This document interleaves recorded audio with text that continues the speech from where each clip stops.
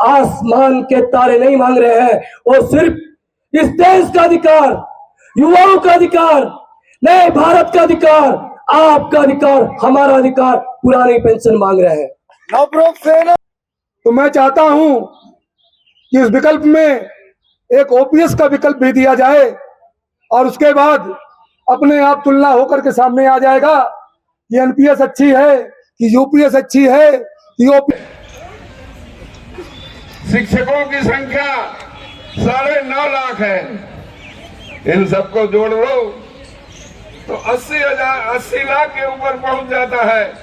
और जिंदाबाद जिंदाबाद जिंदाबाद जिंदाबाद जिंदाबाद जिंदाबाद जिंदाबाद बादल राही बीपी रावत जिंदाबाद जिंदाबाद जिंदाबाद। साथियों, केंद्र सरकार का बजट सत्र 1 अप्रैल को यूपीएस लागू, काला कानून लागू और बोर्ड परीक्षा, मूल्यांकन, तमाम जगह राज्य पंचायत चुनाव, अलग अलग विषयों प्रस्तुत को देखते हुए पूरे देश में तादाद जोड़ने के लिए और इतना बड़ा साहस करने के लिए हजारों संगठनों में से राष्ट्रीय पुरानी पेंशन बहाली संयुक्त मोर्चा ने हुंकार भरी है। जंतर मंतर में हुंकार भरी है आप सभी ने कि यूपीएस काला कानून है, यूपीएस काला कानून है। साथियों, राष्ट्रीय पुरानी पेंशन बहाली संयुक्त मोर्चा वो संगठन नहीं है कि जो समय देखेगा कि भीड़ आप जुटेगी, बरसात नहीं होगी, गर्मी नहीं होगी, हम लोग बहुत बड़ी संख्या में जाएंगे और तब धावा बोलेंगे। साथियों, ऐसा क्रांतिकारी दिवस और यूपीएस लागू होने से पहले मोदी सरकार में हाथ डालने के लिए आप सभी मीडिया के माध्यम से, सोशल मीडिया के माध्यम से यूपीएस काला कानून है, काला कानून है, काला कानून को वापस लो और लेना पड़ेगा। मोदी जी, सरकारें आती रहती हैं, जाती रहती हैं। 70 साल 75 साल किसी और पार्टी ने भी आलीशान राजशाही की है और अब आपका तीसरा चरण चल रहा है। मोदी जी, कर्मचारी कोई आपसे आसमान के तारे नहीं मांग रहे हैं, वो सिर्फ इस देश का अधिकार, युवाओं का अधिकार, नए भारत का अधिकार, आपका अधिकार, हमारा अधिकार, पुरानी पेंशन मांग रहे हैं। मोदी जी, हम आपसे सत्ता नहीं मांग रहे हैं, हम आपसे सोना चांदी नहीं मांग रहे हैं, हम आपसे अडानी अंबानी को नहीं मांग रहे हैं, हम पुरानी पेंशन मांग रहे हैं। बहाल करो। मोदी जी, ये आपको समझना चाहिए। 260 किलोमीटर से भी ज्यादा गांधीवादी तरीके से, शांतिपूर्ण तरीके से हमारे क्रांतिकारी साथियों ने देवभूमि उत्तराखंड से ये क्रांति की ज्वाला दिल्ली जंतर मंतर तक लेके आए हैं। मोदी जी, आपको समझना चाहिए, कार्मिक इतिहास में, कार्मिक संगठनों के इतिहास में धरने प्रदर्शन हुए हैं, जंतर मंतर पे बहुत सारे कार्यक्रम हुए हैं, होते रहेंगे, रामलीला मैदान में विधानसभा मार्च, पार्लियामेंट मार्च, लेकिन देश की सड़कों पे इतनी तपतपाती गर्मी में हमारे जवान साथियों ने लगातार 8 दिन तक इस पैदल यात्रा को लगातार निरंतर करते चले गए हैं। मोदी जी, पैदल यात्रा का दुस्साहस सोचना भी एक बहुत बड़ा साहस है। वो राष्ट्रीय पुरानी पेंशन बहाली संयुक्त मोर्चा के हमारे जवान साथियों ने किया है, देश ने देखा है। मोदी जी, पूरे देश में राष्ट्रीय पुरानी पेंशन बहाली संयुक्त मोर्चा ने पुरानी पेंशन पैदल यात्रा के माध्यम से एक नजीर पेश किया है। पैदल यात्रा से एक नया अध्याय लिखा है और ऐसा अध्याय लिखा है कि देश के युवाओं को नेतृत्व क्षमता की तरफ बदलने का प्रयास किया है, सड़कों पे चलने के लिए प्रेरित किया है। मोदी जी, इस देश के कर्मचारियों को पेंशन चाहिए और कुछ नहीं चाहिए, और पेंशन के बिना राष्ट्रीय पुरानी पेंशन बहाली संयुक्त मोर्चा न झुकेगा न पीछे हटेगा। पुरानी पेंशन बहाल करो। मोदी जी, आप कहते हैं कि हमारा देश विकसित राष्ट्र की तरफ जा रहा है। आप कहते हैं कि आर्थिक दृष्टि से हमारा देश तीसरे पायदान पे है। मैं पूछना चाहता हूं, आप कर्मचारियों को पेंशन देने का साहस नहीं कर सकते, आप कौन से विकसित राष्ट्र की बात करते हो? मोदी जी, आप विकसित राष्ट्र की बात करते हो और अपने कर्मचारियों को, जो हमारे सरकारी संस्थाओं के अंग होते हैं, जिन शिक्षकों को अपने शिक्षण संस्थानों में होना चाहिए था, वो आज पैदल यात्रा कर रहे हैं। कैसा हमारा देश चलेगा? मैं पूछना चाहता हूं मोदी जी, जो कलात्मक तरीके से, रचनात्मक तरीके से हमें अपने विभागों को आगे बढ़ाना चाहिए था, हम उस ऊर्जा को इस एनपीएस और यूपीएस काला कानून के खिलाफ लगा रहे हैं। आप ओपीएस नहीं दे रहे हैं। कितना नुकसान देश का हो रहा है। मोदी जी, ये चीज आपको समझनी चाहिए, आपको महसूस करना चाहिए। हमारा पैरामिलिट्री का जवान, साथियों, कश्मीर से जब पैरामिलिट्री जवान का फोन आता है कि हम अभी बॉर्डर पे हैं, हम संघर्ष तो नहीं कर सकते हैं, लेकिन हमें उम्मीद थी कि इस यूपीएस की बजाय ओपीएस देते, लेकिन बड़ा चिंता का विषय है कि मोदी जी यूपीएस को लेके आए। हमारा पैरामिलिट्री का जवान आंसू रोता है, आंसू बहाते हुए कहता है कि क्या होगा हमारी बुढ़ापे का। हम पूरे देश, पूरे सर्विस में देश की सेवा करते रहेंगे और बुढ़ापे में हम किसके पास कटोरा लेके जाएंगे?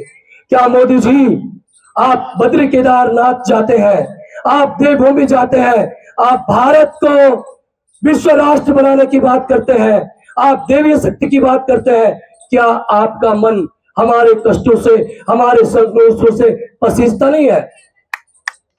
आखिर ऐसी क्या बात है कि आपको हम कर्मचारियों का संघर्ष दिखाई नहीं देता?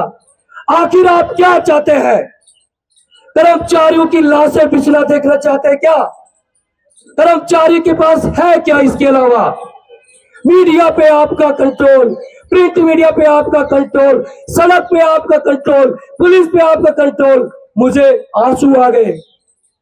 कल हम लगातार गौतम बुद्ध नगर जिलाधिकारी कार्यालय से 45 किलोमीटर चले, बिना रुके, बिना थके, बिना खाए हुए, और दिल्ली पुलिस ने बॉर्डर पे आते हुए हमारे जवान साथी सीताराम पोखरियाल के साथ ऐसी निंदनीय, मैं तो इतनी निंदा करूंगा, कड़े शब्दों में निंदा करूंगा उन पुलिस कर्मचारियों से कि जो हमारे जवान साथी देश के लिए पेंशन की आवाज लेके चल रहे हैं और आप उनके साथ इस तरीके का व्यवहार कर रहे हैं। धिक्कार है आपको पुलिस की वर्दी पहनने से। क्या सिखाती है देश की पुलिस? क्या इसी तरह से हमारा देश चलेगा? आपकी अनुशासनहीनता की हद होती है। हमारे कर्मचारियों को मां बहन की गाली देते हो, हमारे ऐसे कर्मचारियों को आप जो संघर्ष करते हैं उनके साथ धक्का मुक्की करते हो। मोदी जी, लोकतंत्र में तानाशाही नहीं चलेगी, नहीं चलेगी। लोकतंत्र में हिटलरशाही नहीं चलेगी, नहीं चलेगी। मोदी जी, आप अपने दिल्ली पुलिस को सही अनुशासन का पाठ पढ़ाइए, देश तो चलता रहेगा। नहीं तो 2029 में आप बैसाखी से नीचे आ जाएंगे, कोई आपका नाम लेने वाला नहीं रहेगा दुनिया में। 2024 में ये कर्मचारियों का साहस है, ये कर्मचारियों की नजीर है कि आपको 300 की जगह 240 पे खड़ा किया है और आपको, आपकी जो टांगे हैं वो आज बैसाखी पे खड़ी है। मोदी जी, इस बात को आप अपने जेहन में उतार दीजिए। जिस दिन 2 बैसाखी हमारे कर्मचारी छीन लोगे ना, ऐसे धड़ाम से नीचे गिरोगे, कोई उठाने वाला नहीं रहेगा, देश में कोई उठाने वाला नहीं रहेगा। राष्ट्रीय पुरानी पेंशन बहाली संयुक्त मोर्चा वो बैनर है 30 साल के इतिहास में जिसने गुजरात की धरती गांधीनगर विधानसभा मार्च किया है। हमारी 9 घंटे की गिरफ्तारी हुई थी। सभी ने कहा कि रावत जी आप मत आओ, या आज तक कोई कर्मचारी आंदोलन मोदी जी ने सफल होने नहीं दिया है। साथियों, राष्ट्रीय पुरानी पेंशन बहाली संयुक्त मोर्चा न कभी झुका है, न कभी रुका है, न कभी बिका है, न कभी डरा है। ये पेंशन की आवाज के लिए निरंतर आगे बढ़ता जाएगा। मैं देश के संघर्ष करो, हम तुम्हारे साथ हैं। मैं देश के तमाम कार्मिक साथियों से कहना चाहता हूं, साथियों आप सभी आगे आइए और इस पावन पतित हमारे युवाओं के लिए, हमारे नए भारत के लिए जो पेंशन की आवाज है, इसको आगे बढ़ाने का काम कीजिए। हम सरकार के साथ ईंट से ईंट बजाने का काम कर देंगे। हम मोदी जी के साथ ईंट से ईंट बजाने का काम कर देंगे। मैं आप सभी को इस पैदल यात्रा के माध्यम से, इस जंतर मंतर के कार्यक्रम के माध्यम से हमारे कश्मीर के साथी, उत्तराखंड के साथी, हमारे उत्तर प्रदेश के साथी, बिहार के साथी, हमारे राजस्थान के क्रांतिक्रम भूमि रणबांकुरे, हरियाणा, हिमाचल, पंजाब, मध्य प्रदेश, तेलंगाना, कर्नाटक, गोवा, देश के चारों दिशाओं के साथी आप सबने जो उत्साहवर्धन, जो आशीर्वाद हमारे रणबांकुरे को दिया है, हमारे सीताराम पोखरियाल जी, विक्रम रावत जी, डॉक्टर आलोक यादव जी, अंकित रोहतार जी, प्रवीण घेड़ियाल जी, हमारे तमाम उन रणबांकुरों को दिया है जो बिना किसी छल कपट के, बिना किसी लोभ लालच के आप सबकी आवाज को सड़क पे उतारने का प्रयास किया है। साथियों पेंशन विरोधी मुर्दाबाद, मुर्दाबाद मुर्दाबाद पेंशन विरोधी मुर्दाबाद, मुर्दाबाद मुर्दाबाद। साथियों सरकार निकम्मी है, वो सरकार बदलनी है। सरकार निकम्मी है, सरकार बदलनी है। साथियों मैं भगवान बद्री केदार को भी नमन करता हूँ। आपके आशीर्वाद से हमारी पूरी पैदल यात्रा बिना किसी दिक्कत के, क्योंकि हाईवे पे, नेशनल हाईवे पे इतनी रफ्तार से वाहन चलते हैं, हमारे सारे साथी सकुशल बहुत शानदार तरीके से आप सभी के आशीर्वाद से जंतर मंतर तक पहुंचे हैं। साथियों संघर्ष की ये बानगी, ये आंसू भरी यात्रा, ये अपने आप में एक अद्भुत नजारा, इसकी कहानी भी हमेशा याद रखी जाएंगे।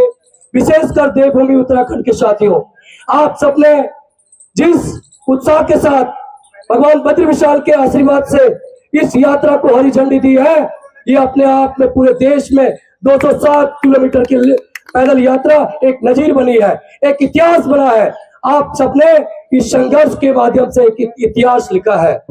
आज के इस कार्यक्रम में सहारनपुर, मुजफ्फरनगर, गाजियाबाद, मेरठ, उत्तर प्रदेश के तमाम सुदूरवर्ती जनपदों से, कानपुर देहात, हमारे महेश गुप्ता जी 65 साल की उम्र में भी हमारे साथ कंधे से कंधे मिलाकर चले हैं। आपके इस संघर्ष को मैं नमन करता हूं, प्रणाम करता हूं, आपको साधुवाद देता हूं। आप जैसे क्रांतिवीर है कि जो हमारे देश के युवाओं को नेतृत्व करने की क्षमता देते हैं। मैं आलोक जी के पिताजी को नमन करता हूं कि आप 85 साल उम्र में भी आप लखनऊ में भी हमारे पास आए थे, कानपुर में भी आए थे, और आज आपने वो साहसिक दुस्साहस, बहुत बड़ा साहस किया है, आप दिल्ली के जंतर मंतर में भी पहुंचे हैं। साथियों ये आंदोलन, ये संघर्ष निरंतर आगे बढ़ेगा और आप सबने साथ दिया तो 2027 से पहले हम देश से एक बार फिर यूपीएस का नामो निशान मिटाने का काम करेंगे।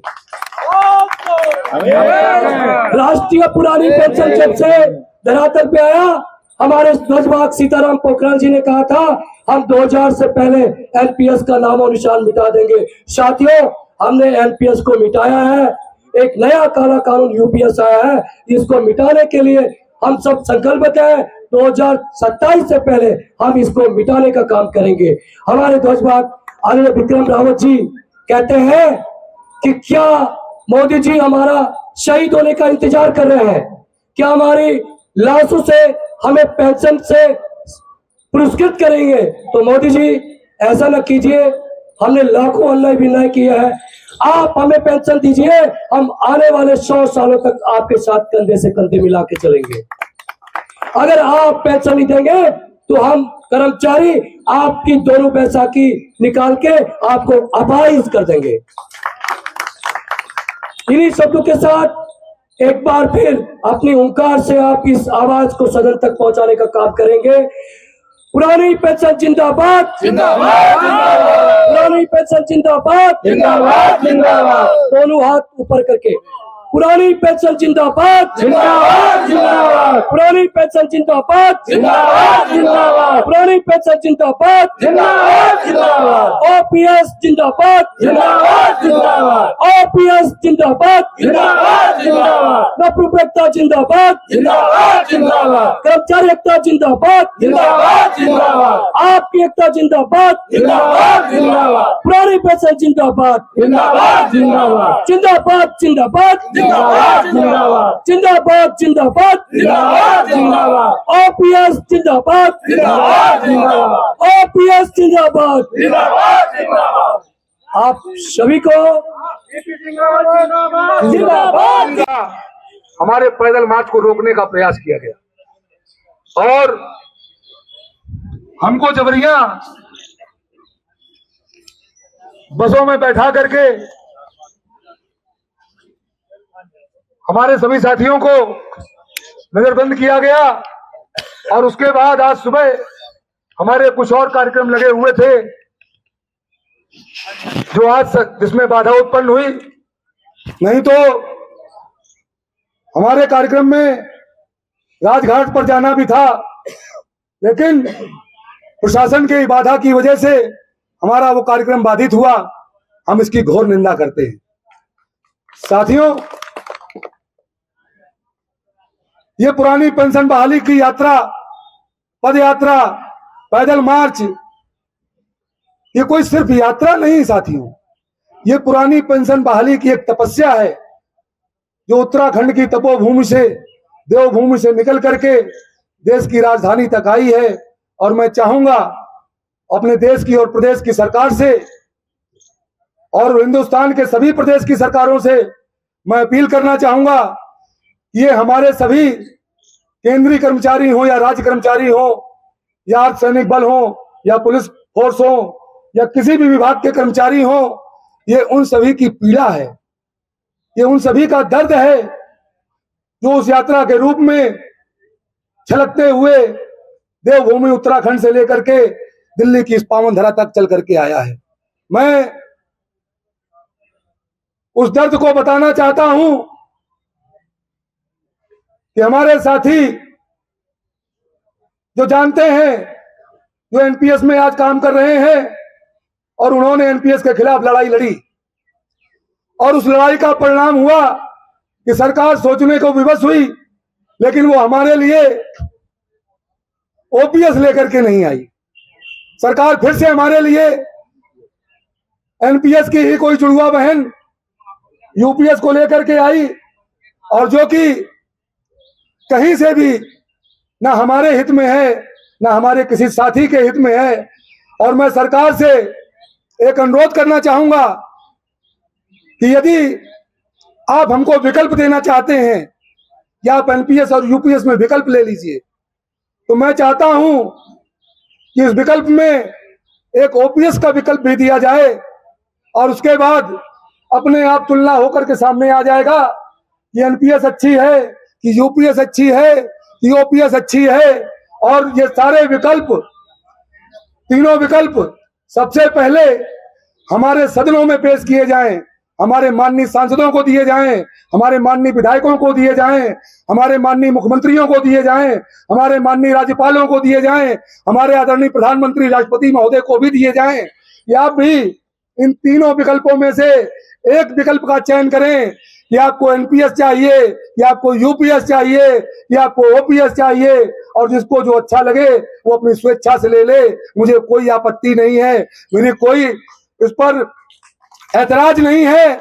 मैं खुल करके कहना चाहता हूं, ये तीनों विकल्प जब सामने रखे जाएंगे तो बहुत ज्यादा वक्त नहीं लगेगा, सिर्फ मात्र 24 घंटे के अंदर हमारे सदनों से आवाज आ जाएगी, चाहे वो विधानसभा के सदन हो, चाहे लोकसभा का सदन हो, चाहे राज्यसभा का सदन हो, वहां से आवाज निकल करके आएगी कि नहीं, ओपीएस इज द बेस्ट। और आप हमारे देश के जो मौजूदा सरकार है वो ये कहती है कि हम यूसीसी लाएंगे, वो यूसीसी की बात करती है। यूसीसी यानी uniform civil code. Uniform civil code means एक देश एक कानून एक व्यवस्था, एक देश एक कानून एक संविधान। तो जब एक देश एक कानून एक व्यवस्था हो जाएगी, एक देश एक कानून एक संविधान हो जाएगा और सबके लिए एक नियमावली तैयार कर दी जाएगी, तो क्या उसमें भी, उसके अंतर्गत भी हमारे देश में 3 प्रकार की पेंशन लागू रहेंगी? ये कौन सा यूसीसी होगा? ये मेरी समझ में तो नहीं आता। भाई हमारे साथी बैठे हैं, किसी के समझ में आता हो तो बताएं, और अगर नहीं समझ में आता तो हाथ उठा के बता दें एक बार। मैं बात ये कहना चाह रहा था कि एक देश एक कानून एक व्यवस्था का मैं पक्षधर हूं। मैं समर्थन करता हूं आपके यूसीसी का कि एक देश एक कानून एक व्यवस्था होना चाहिए, लेकिन उस यूसीसी में एक देश एक कानून एक संविधान और हम सबकी पेंशन एक समान, इसका भी प्रावधान किया जाए तो निश्चित रूप से मैं ये समझता हूं ये पुरानी पेंशन का हमारा आज का आंदोलन सफल हो जाएगा। और ये आंदोलन सफल हो गया, ये आंदोलन तो सफल हो चुका। ये आंदोलन उसी समय कल शाम को करीब 7:30 बजे के आसपास, जिस समय दिल्ली के बॉर्डर पर, दिल्ली की सीमाओं पर हमारी इस पैदल यात्रा को प्रशासन ने रोका, यह आंदोलन उसी समय सफल हो गया, क्योंकि प्रशासन घबरा गया कि अभी तक तो ये पैदल मार्च का कारवां उत्तराखंड की देवभूमि में चल रहा था, वहां के लोग इनका स्वागत कर रहे, चलिए कोई बात नहीं।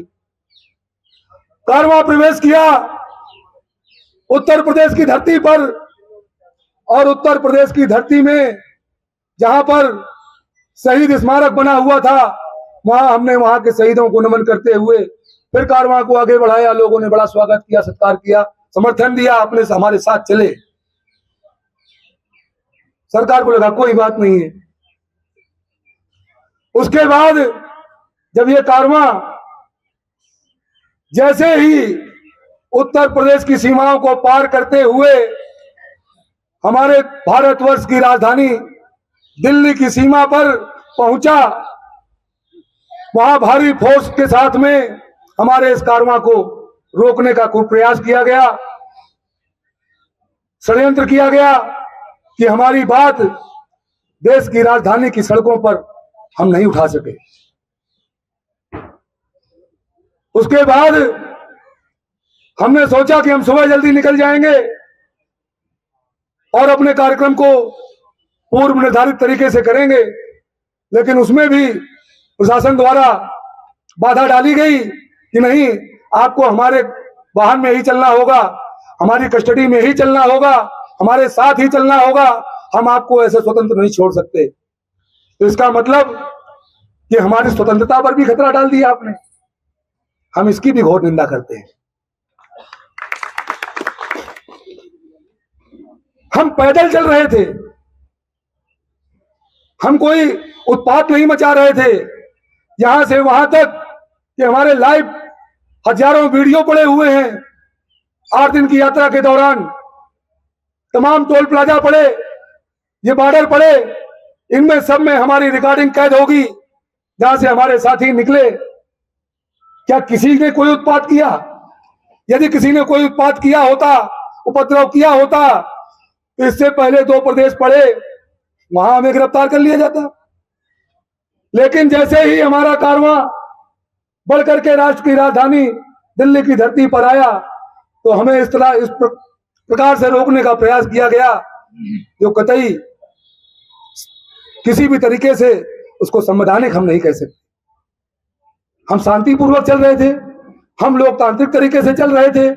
हम अपने देश की जो सबसे बड़ी ताकत हमारे राष्ट्रपिता महात्मा गांधी जी से जो हमने सीखा, प्रताप सिंह जी, देवगौड़ा जी और इंद्र कुमार गुजराल जी, मैं 91 में जनता दल के टिकट पर चुनाव भी लड़ा था, क्योंकि मैं यूनिवर्सिटी का कर्मचारी था। यूनिवर्सिटी में ऑटोनॉमस पार्टी होती है, वहां परमिशन मिला था चुनाव लड़ने का, तो मैं चुनाव लड़ चुका हूं।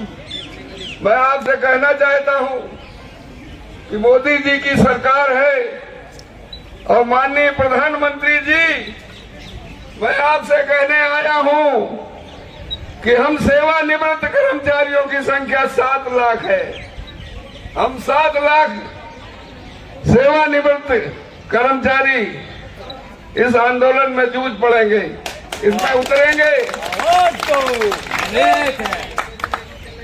और मौजूदा कर्मचारियों की संख्या 48,67,000 है। शिक्षकों की संख्या 9.5 लाख है।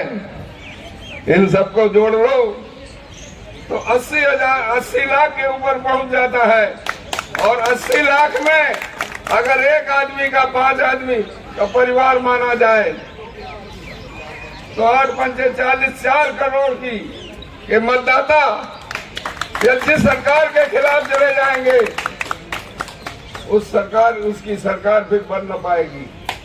इसलिए कहना चाहता हूं माननीय प्रधानमंत्री जी, आज तक हिंदुस्तान में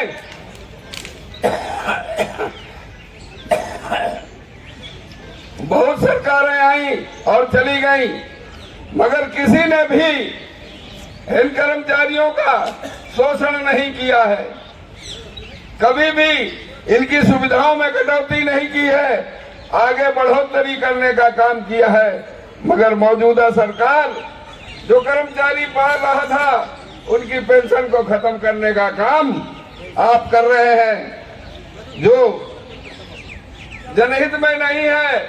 ये आंदोलन चलेगा और ये खाली कर्मचारी नहीं रहेंगे, इसको जन आंदोलन का रूप दिया जाएगा, इसमें जनता भी शामिल हो जाएगी और इस आंदोलन को तेज करेगी और आपको मजबूर होकर के पुरानी पेंशन बहाल करनी पड़ेगी।